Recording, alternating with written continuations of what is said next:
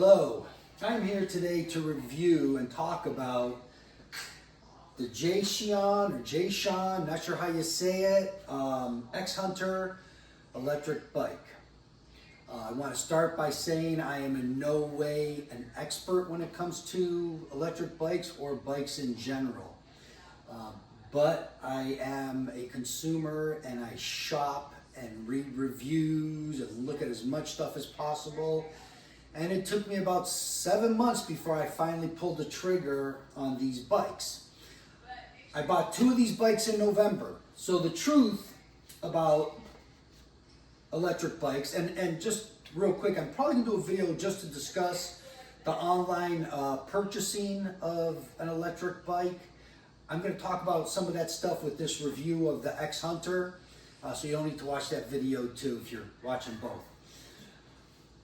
What I have learned in the months of doing research, going to stores, looking online, I went to every electric bike store within a couple hours from me to check out the bikes and prices and sit on the bikes and see how they feel, which I encourage everybody to do. I knew I was going to buy online, but going to the stores was helpful for me to figure out size and everything else. But in doing all that, I learned that all these bikes are made at only a couple different factories overseas. All they do is stamp on a different name. In fact, at some of the local bike stores, they sell very similar bikes and they have no name at all. And the store owners are like, look, we get them with no names, we put them together, and we could sell them for really cheap. And really cheap at the bike places was $1,100–1,200. Still not a bad price, but I paid $8.99 for this. I got 2 for $17.98, no tax, no shipping. They threw in 2 baskets, which is about a $160 deal, and I got an extra year warranty, which is over $100. So overall, I received these bikes, like I said, 2 bikes for $17.98, and I got about $300 plus extra thrown in. So online is a good deal. However, you must have some mechanical ability and feel comfortable around tools with all of them. One of the things that people never discuss when they're showing how easy it is to put these bikes together is the little things you need to do. I got 2 X-Hunters. Both of them needed the brakes adjusted. I've only seen one video online that discusses that. These are disc brakes. When you put these bikes together, there's 2 pads in here. It needs to be adjusted. The easy way is there's 2 screws, you loosen them, then you spin the tire, adjust it, squeeze the handbrake. There's videos, I'm not gonna get into it all, but that's the easy way. Well, I was able to do that on the one bike. On my other X-Hunter, which when I say X-Hunter, you could just say this to any e-bike, the pads were so tight, I could not get the front wheel on and the back wheel didn't spin at all. So I had to look on YouTube and find other videos, had to disconnect the cables on the pads and everything, and finally got them to work, and it's great now. So that's why I say, just right out of the box, the X-Hunter, just like any other e-bike, it's not just slapping the tire on and going.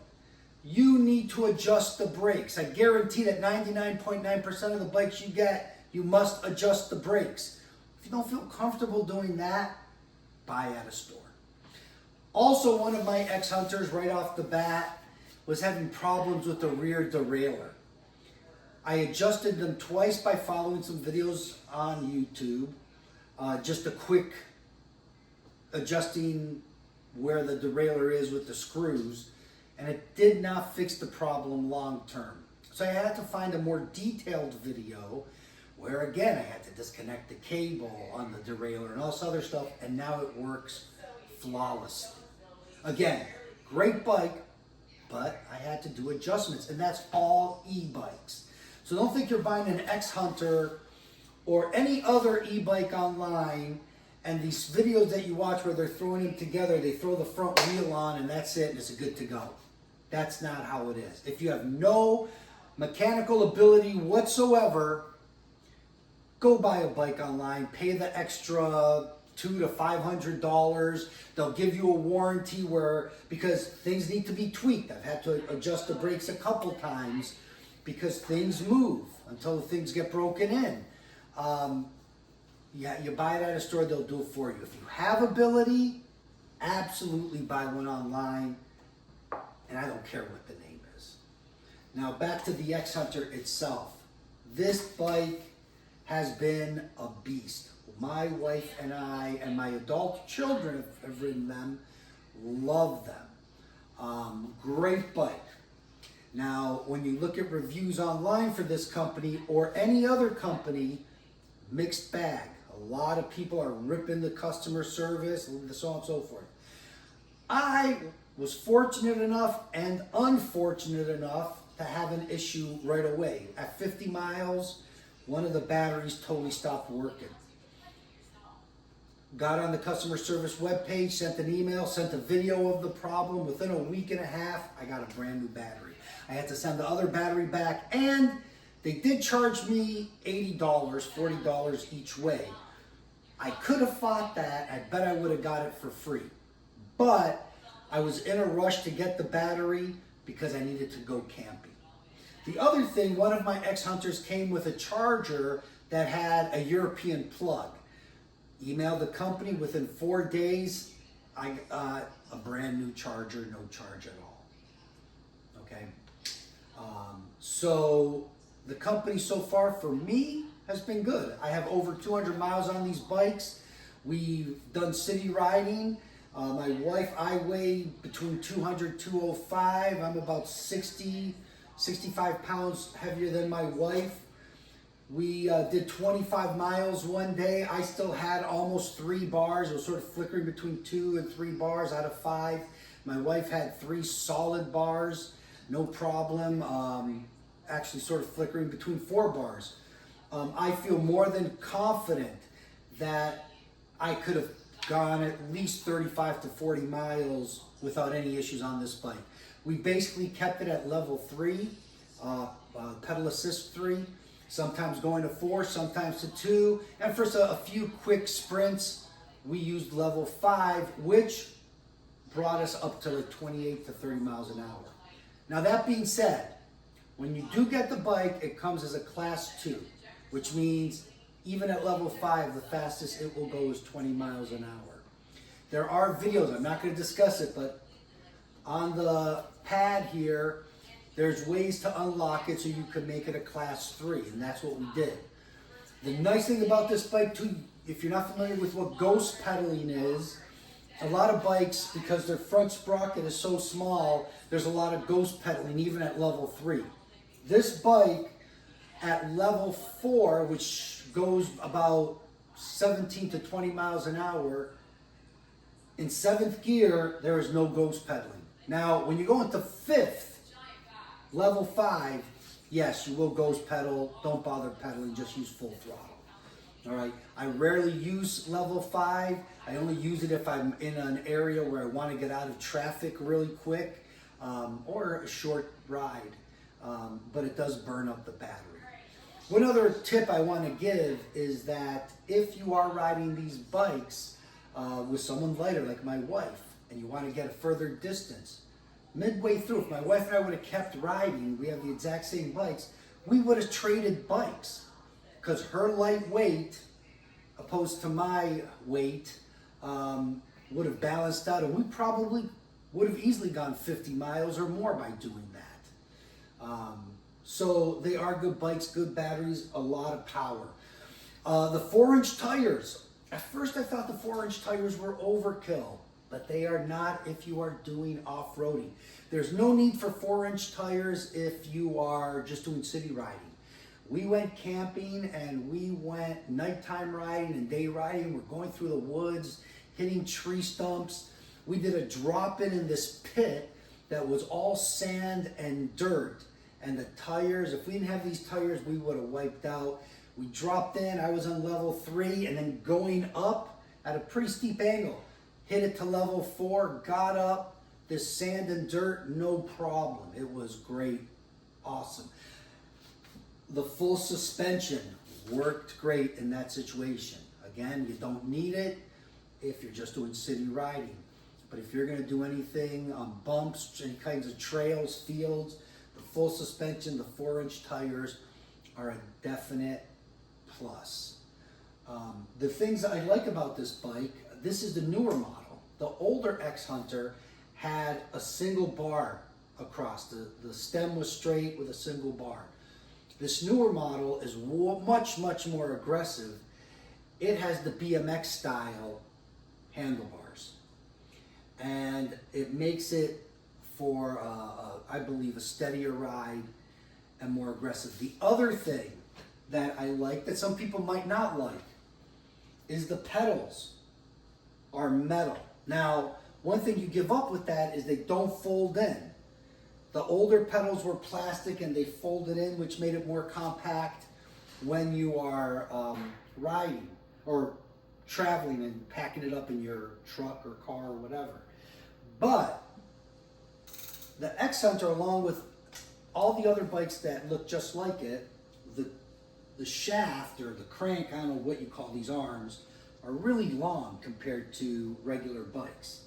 And when you are turning this pedal on the side you're tilting, if your pedal is not up, you will scrape. In fact, as I'm looking right here, nice, the pedal is silver from being scraped. That's why you want these metal pedals. Plus there's little spikes in this pedal that keep your foot gripped. Other thing, the company threw in these baskets. Rear baskets are a must. The seat is comfortable. The ride is comfortable. A couple extras that I put on here that I would suggest everyone get, and I will maybe put some pictures of where I got them on Amazon. These mirrors, you cut out the end of your hand grip, you stick them in, way better than the mirrors that have stems to them. I bought a cheap little cup holder. Probably can't see it too good, but a little cup holder right here, just for beverages. It's not good for off-road, but a great beverage holder for around the campground. A really solid phone holder. This phone holder, when we were going off-road, kept my phone where it needed to be. And last but not least, which is huge, the X-Hunter does come with a light. It's a nice little light, but if you're gonna do any nighttime riding, especially around the campground in the woods, this light has been amazing. It lights up everything, way better than that light. So I would recommend getting one of those. But overall, the X-Hunter has been a great bike. I'm not, saying that other bikes weren't. From what I've learned, they're all about the same. But this bike, the power, going up and down, just amazing. I've had good customer service. I feel bad for people who said they didn't. I don't know what the big deal is. It was pretty easy for me. Great bikes. I am about 5'10", weigh 200 pounds, and this bike fits me great. My daughter, who is about 5'4", with shorter legs, had no problem on this bike either. This bike will easily fit somebody that's about 6'2" or so, and down to, like, I would say 5'1". It's a great bike. It's very powerful. It's also very heavy. One other thing, in the videos they show people folding these like it's nothing. No way, man. These are heavy bikes, and they're not that easy to fold. And once they're folded, they're not that easy to carry. So if you don't need a folded bike, don't get a folded bike. We got them for camping, and I will fold them, but I hate folding them. It is not easy. But again, huge thumbs up on the X-Hunters. I recommend them for everybody. One of the things that I forgot to mention was a modification I made, quick and easy. When you get the X-Hunter, this controller, which is just the light, which you hit every once in a while, and the horn, which you hit every once in a while, is here. And this, which is the up and down levels for speed, is here, which makes no sense because this thing is bigger than this and you have to reach over to do the levels. When I'm riding, I might be riding in level 3 or 4 and going sort of fast, and then I'm gonna slow down and I wanna just be able to click. So I just easily unscrewed the two and moved them over. In my opinion, it makes riding much easier. So when you get your X-Hunter, think about moving this over here and this over here, because it just makes more sense. And this is bigger, and you rarely use these anyways.